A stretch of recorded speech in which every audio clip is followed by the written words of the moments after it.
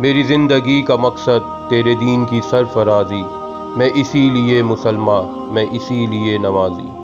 جب ایک نیک فطرت آدمی کسی ایسے معاشرے کو دیکھتا ہے جہاں ہر طرف بے ایمانی، جھوٹ، فساد، دھوکہ، الغرض ہر قسم کی برائیاں ہوں، جس کی ایک مثال ہمارا پاکستانی معاشرہ ہے۔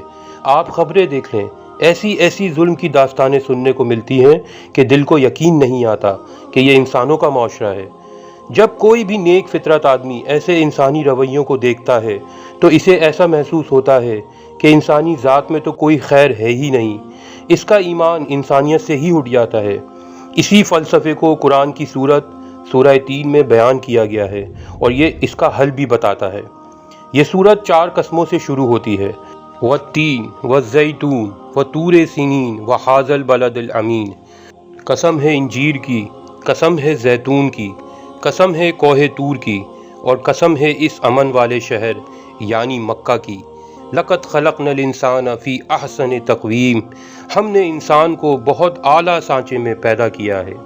اللہ بیسیکلی ان 4 قسموں میں اپنے 4 اولو العزم پیغمبروں کے بارے میں قسم کھا رہے ہیں۔ قسم ہے انجیر کی، حضرت نوح علیہ السلام نے جس پہاڑ کے دامن میں 950 سال تبلیغ کی تھی وہاں انجیر کثرت سے پائی جاتی تھی۔ دوسری قسم تھی قسم ہے زیتون کی، حضرت عیسیٰ علیہ السلام نے جس پہاڑی پر اپنا وعظ دیا تھا اسے جبل زیتون کہتے ہیں، جو آج بھی فلسطین میں واقع ہے۔ قسم ہے کوہ طور کی، ہم جانتے ہیں حضرت موسیٰ نے کوہ طور پر اللہ سے کلام کیا تھا۔ اور قسم ہے اس امن والے شہر کی یعنی مکہ کی، اس سے مراد یقیناً ہمارے پیارے نبی صلی اللہ علیہ وسلم ہیں جو مکہ شہر میں دین اسلام کی تبلیغ کر رہے ہیں۔ میں اتنی محنت سے قرآن کے مختلف ٹاپکس پر ریسرچ کر کے بہت احتیاط کے ساتھ یہ ویڈیوز بناتا ہوں۔ آپ لوگ اسے پسند بھی کرتے ہیں مگر میرے چینل کو سبسکرائب نہیں کرتے۔ یہ کوشش صرف اور صرف اللہ کی رضا کے لیے ہے۔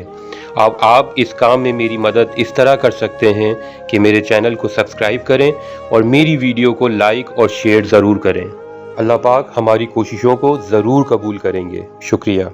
اللہ پاک اپنے 4 انتہائی نیک، پرہیزگار اور پسندیدہ ہستیوں کی قسم کھا کر کہہ رہا ہے، ان 4 لوگوں کو دیکھ لو، ہم نے ہر انسان کو بہترین سانچے میں تشکیل دیا ہے۔ ایسا نہیں ہے کہ انسان میں کوئی خیر کی بات ہی نہیں ہے۔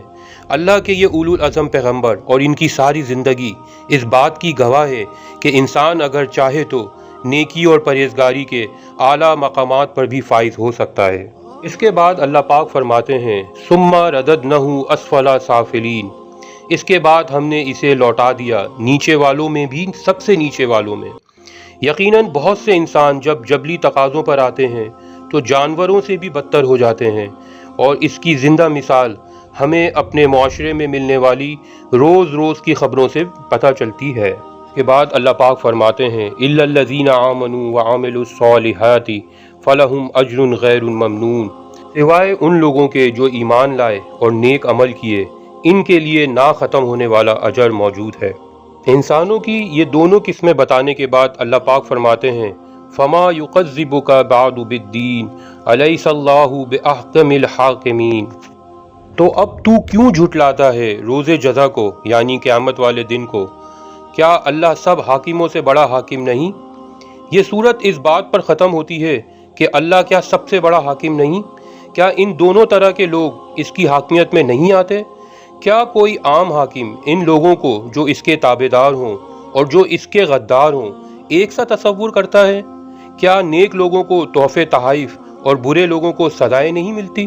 جب ایک عام سا کسی ملک کا حاکم بھی نیکوکاروں کو اور بدکاروں کو الگ الگ حیثیت دیتا ہے تو کیسے ہو سکتا ہے کہ حاکموں کا حاکم اللہ قیامت والے دن ان دونوں گروپس کو ان کے اعمال کے مطابق جزا اور سزا نہ دیں؟ یہی اس صورت کا مقصد ہے، قیامت کے دن کو منکروں سے منوانا۔ اور اللہ صاف بیان فرما رہا ہے نیک عمل اور ایمان ہی وہ واحد ہتھیار ہیں جس سے آپ ایسے گمراہ اور گناہگار معاشرے میں کامیاب ہو سکتے ہیں۔ اللہ پاک ہم سب کو انہی لوگوں میں شامل کر دے، آمین۔ میرے واسطے دعا کیجیے گا اور میرے اس ولاگ کو سب کے ساتھ ضرور شیئر کیجیے گا۔